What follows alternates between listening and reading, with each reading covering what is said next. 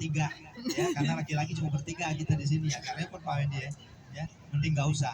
Karena tadi Pak jujur di masjid kewalahan saya, kebetulan asisten saya tadi mana Audi, itu udah badannya kurus, kalau petang-petang gitu itu ngamuk gitu, kayaknya kerasukan apa tadi, setan nyakar ya, jadi sepanjang itu nyakar. Itu jas saya untuk jas tebal, jas tipis sobek, tarik setarik-tariknya tuh, karena saya baca itu harimau kayaknya masuk. Nah kalau sore ini kita nggak usah pakai harimau, nggak usah pakai monyet, nggak usah pakai kecoa, cukup terapi mandiri saja ya. Ini adik-adik tolong perhatikan, pola terapi mandiri kita begini. Ini gabungan, saya dapat ilmu ini gabungan dari ilmu spiritual sama gabungan dari psikolog ya. Ini tangan kanan boleh diambil gini, maaf, ini tangan siapa ini? Tangan saya ya. Ambil tangan sendiri. Ini Pak Biram juga boleh Pak ya. Ini kalau misalnya kita lagi sakit, kita lagi nggak enak badan, demam, jangan terlalu buru-buru ngambil, maaf, telepon dokter, telepon ini, telepon itu. Apalagi di Hong Kong kita nggak bisa bahasa yang seperti mereka, agak repot nantinya. Dia bilang A, kita bilang B, jadi nggak nyambung. Kita bilang penyakit lambung, taunya dikira kita mau hamil, repot urusan. Nah gitu. Nah oleh karenanya dengan tangan ini kita bisa sembuh. Allah menyembuhkan, bukan Aris ya, bukan saya, tapi wasilah ini. Di sini ada titik temu yang Allah turunkan nanti dengan kita memegang tempat di mana posisi jantung dan hati berada. Di mana posisinya? Sebelah kiri, dada sebelah kiri. Teman-teman boleh cek ya. Ini maaf, ini bukan rukyah, tapi ini namanya pengobatan self terapi ya. Nah dada sebelah kiri dipegang. Di situ kalau nggak salah ada gunung salak sedikit ya kalau bagi perempuan ya. Kalau saya alhamdulillah gunungnya Gunung Bromo ya, karena badan saya gede.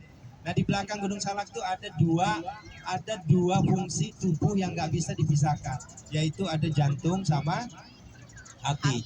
Nah hati di sini bukan hati dalam arti hati yang tidak berbentuk, tapi betul-betul berbentuk hati. Ketika hati itu rusak, sedikit saja rusak di situ, maka hancur semua badan. Begitupun jantung, ketika jantung itu tidak bisa dipompa, ya, berpompa, maka akan terjadi namanya stroke. Ketika stroke udah mentok, maka itulah kena namanya serangan jantung. Bahkan banyak yang terjadi serangan jantung nggak kena stroke.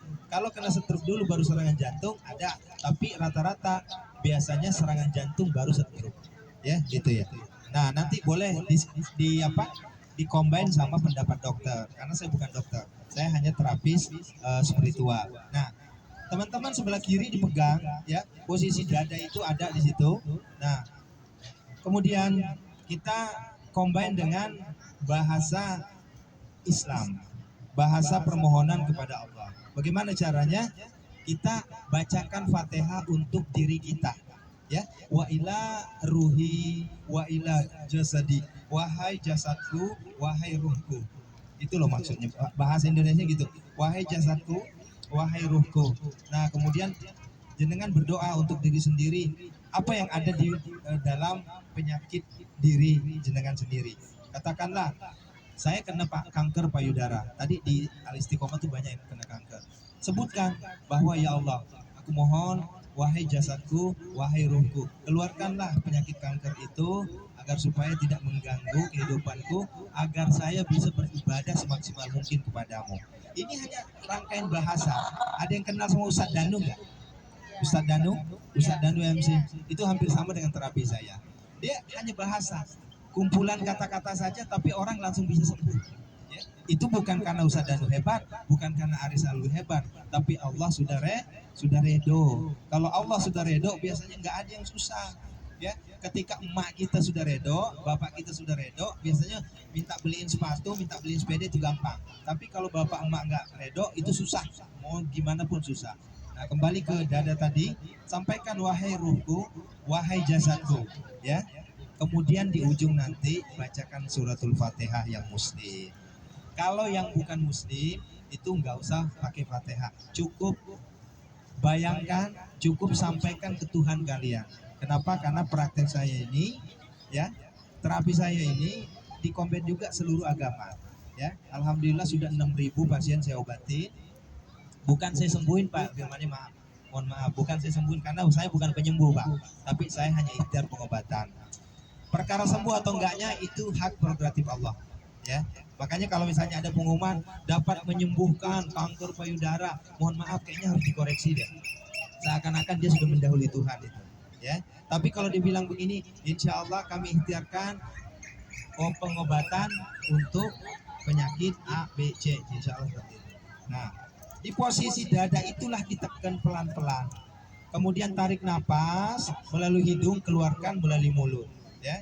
Nah, di saat hidung ditarik, ya bukan tarik hidungnya ya, maksudnya napas ditarik melalui hidung.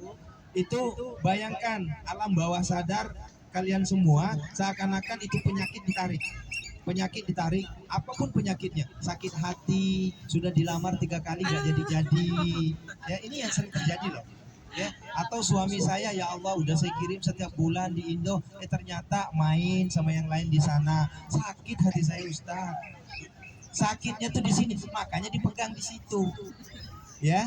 Nah ini bukan canda, bukan rayuan, tapi nyata, ini real, ya, real yang ada di Hong Kong. Kenapa? Karena udah hampir 600 yang saya coba terapi seperti ini, rata-rata mereka tekanan gitu. Nah oleh karenanya, karena dia menekan kita juga tekan dada kita. Minta ke Allah agar Allah memberikan solusi terhadap permasalahan yang Allah berikan kepada kita. Nah gitu teman-teman ya. Nah setelah nanti hidung, ya, napas ditarik melalui hidung, alam bawah